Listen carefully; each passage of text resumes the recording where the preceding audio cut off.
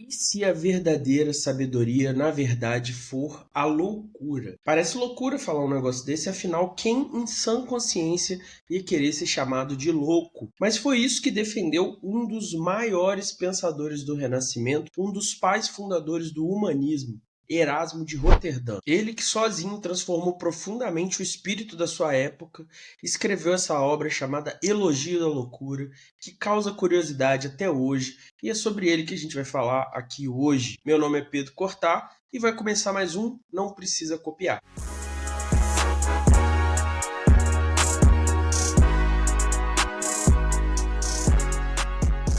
O Erasmo de Roterdã nasceu em 1466 e ele, na verdade, tem um nome holandês, mas eu não sei pronunciar, então vamos usar aí esse aportuguesamento. E ele foi ordenado sacerdote na juventude, só que depois ele pediu dispensa.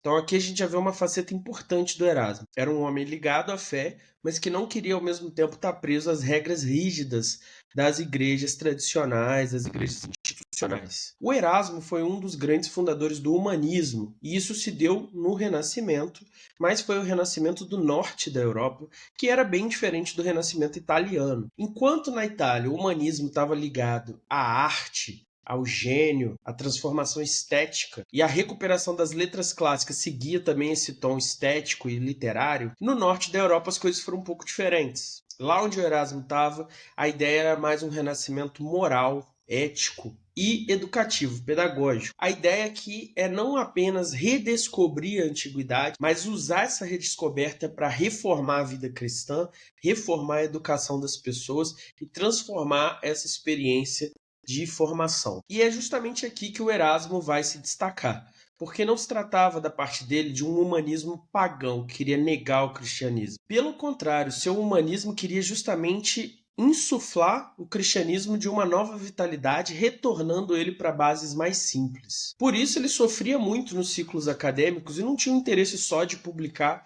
textos eruditos. Ele queria também escrever para as pessoas. E uma parte do seu trabalho era sobre tornar acessíveis textos bíblicos e os textos dos padres da igreja, que são aqueles primeiros cristãos, aí, os primeiros bispos que escreveram ali nos primeiros séculos, logo depois dos apóstolos. A ideia dele era que somente uma fé esclarecida podia transformar a sociedade dessa forma que ele envisionava. O Erasmo acreditava que o ambiente acadêmico tinha perdido seu propósito de busca da verdade e da transformação da realidade. Ele acreditava que os professores e os alunos da sua época estavam presos ali em jogos lógicos, em reprodução de conhecimentos, justamente por falar que um está certo, outro está errado, mas que aquilo ali não tinha um conteúdo. Para ele, parecia que os debates escolásticos estavam mais preocupados nessa disputa intelectual do que em realmente buscar a verdade, que deveria ser a função do intelectual. Essa tradição escolástica, que era profundamente aristotélica, tinha dominado completamente o ambiente intelectual, e alguns vão apontar que muito mais do que uma questão religiosa,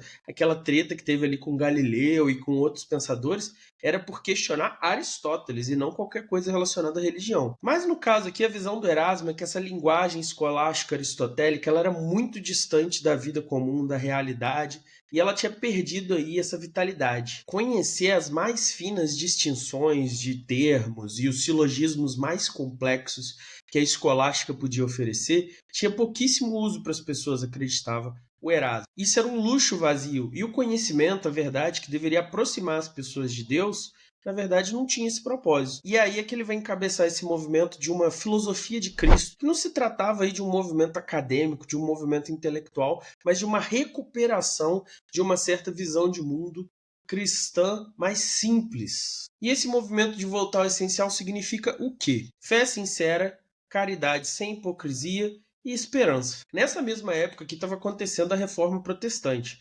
E o Erasmo mesmo vai disputar com os protestantes, essa treta inclusive eu vou trazer num outro vídeo, outra semana. Mas o problema do Erasmo não era separar, destruir a igreja, era justamente reformar, retornar à fé cristã, para isso que ele acreditava que era o essencial, o central da fé cristã. E para entender um pouco de como pensava o Erasmo, vamos dar uma olhada assim, panorâmica sobre sua obra, o Elogio à Loucura. É minha intenção trazê-la de volta aqui com mais profundidade, mas esse é um vídeo de história da filosofia e eu acho que de umas coisas que mais chama atenção assim na banca, quando você vê lá aqueles livros de bolso, é esse livro, né? O Elogio à Loucura. que isso quer dizer? O livro era meio uma sátira e uma crítica profunda às ilusões que os seres humanos tinham sobre si mesmos e a autoridade eclesiástica. O Erasmo chegou a tretar com os protestantes, mas ele inclusive teve um amigo papa, mas isso não fez com que ele ignorasse os erros do alto clero que cometia vários abusos. E aí nessa obra ele vai dar voz à própria loucura. Então a loucura é um personagem que sobe no palco e começa a falar sobre tudo. Fala sobre os reis, fala sobre o papa, fala sobre a educação, os professores e fala sobre o povo comum. E o que a loucura tem a nos dizer? A loucura não se deixa enganar por disfarces e ela olha para as coisas e vê o que elas realmente são. Muitos dos reis mais poderosos da Europa, na verdade, são figuras ridículas. Mais ou menos na ideia daquela história da nova roupa do imperador que ninguém tem coragem de dizer que ele tá nu. A loucura tem coragem de dizer que todo esse prestígio dos reis e coisa e tal, na verdade, nada mais é do que simplesmente a comédia da vaidade humana que nunca tem fim. E que dentro dessa comédia são essas ilusões humanas que permitem que a gente viva a nossa vida. E a loucura, nos seus diversos níveis, nada mais é do que um reflexo das faces da própria humanidade. O primeiro nível de loucura é a loucura negativa, que é essa loucura dos reis, dos papas, dos grandes intelectuais, é a loucura da vaidade, de pintar essas figuras como grandes coisas, mas que na verdade são homenzinhos ridículos, que suam, peidam, choram, têm piriri, tomam banho, se alimentam, assoam o nariz, são como eu e você. É escondido por trás dessa loucura negativa que os membros do clero vão se corromper, que os mercadores vão se deixar tomar pela ganância, que as disputas acadêmicas vão se dedicar a minúcias extremamente específicas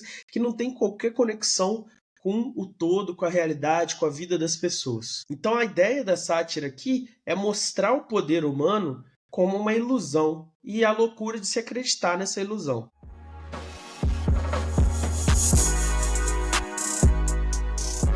Mas a visão do Erasmo sobre a loucura não é toda negativa, é só nesse primeiro nível, loucura da vaidade, a loucura do poder. Existem loucuras necessárias, que são as ilusões necessárias para a gente viver a vida. Nossas amizades, nossas relações de amor, nossa confiança nas transformações, nas melhoras do futuro, são todas loucuras. Elas não se sustentam em certezas absolutas. A crença que eu tenho na fidelidade de alguém, na confiança que eu tenho em algum amigo meu, na ideia de que amanhã as coisas vão melhorar, que eu posso continuar insistindo que vai dar certo, isso tudo não se fundamenta numa certeza de verdade, muitas vezes em nenhuma evidência, nem numa evidência fraca. Então é uma loucura que a gente precisa ter, que a gente precisa acreditar, uma ilusão que a gente precisa se agarrar para continuar vivendo. E aí, por fim, o mais alto nível de loucura, a fé em Cristo. Durante o período da Idade Média, da escolástica, a ideia era que fé e razão são dois caminhos para a verdade. Mas desde os nominalistas aí para os grandes cientistas dessa época,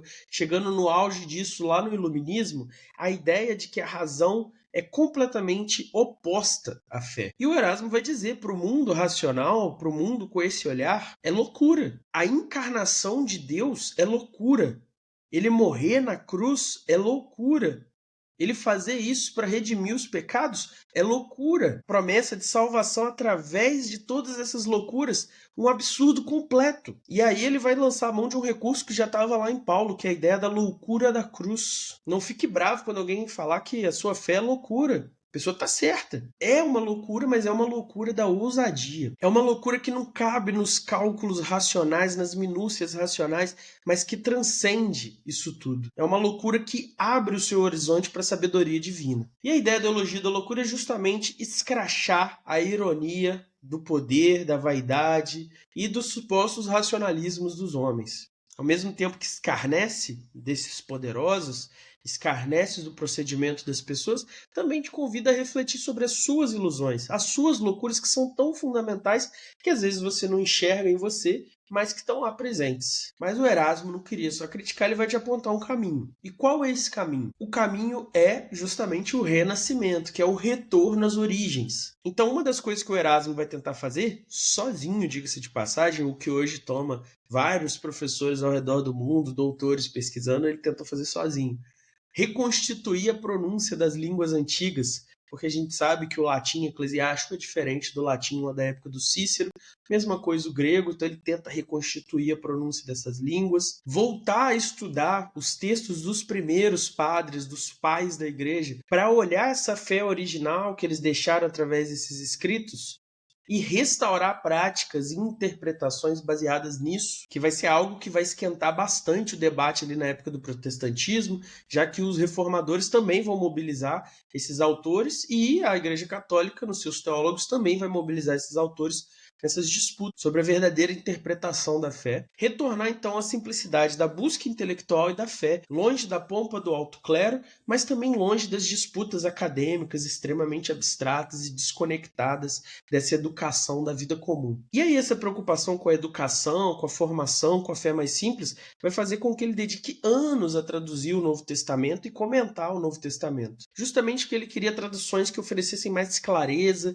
com interpretações, notas que pudessem permitir uma compreensão melhor, que dessem acesso às pessoas comuns à palavra do Evangelho, como uma espécie de combustível dessa fé mais simples das pessoas comuns. A própria valorização dessa loucura da fé, dessa loucura das ilusões da vida, em oposição ao racionalismo calculista, que estava presente nos debates acadêmicos, mas também na forma ali social de se portar do alto clero, da nobreza, dos reis. Isso também é uma espécie de reforma, está colocando essas coisas em questão e propondo uma outra vida mais simples, na esteira também dessa fé mais simples. Suas obras vão então incendiar a Europa e muitos reformadores vão começar a dialogar com Erasmo e vão querer inclusive que ele se junte ao movimento, mas ele vai se recusar a romper completamente com Roma, e ele vai ficar nessa posição aí de meio termo, o que acaba isolando ele, né? Com o tempo vai passando, a contra-reforma vai endurecendo de um lado, os protestantes vão endurecendo de outro, e ele vai ficando meio de escanteio. Mas um título tão chamativo e uma ideia tão interessante continuaram despertando curiosidade, assim como todo o legado intelectual que as suas obras e o humanismo deixou para a gente. Então, antes de ir para o próximo vídeo, a gente vai falar sobre essas disputas do humanismo de Erasmo com a reforma protestante de Lutero. Fica a pergunta para você, qual é a sua loucura, qual é a sua ilusão que te permite viver, que dá gosto, dá gás na sua vida, e que se você se desiludisse dela, que se você caísse na real e perdesse essa loucura, a vida já não ia fazer mais tanto sentido. Achou interessante essas ideias do Erasmo? Quer que eu me aprofunde mais? Deixa aí nos comentários, curta, compartilhe com quem tem interesse nesse assunto, sugestões de temas e suas reflexões.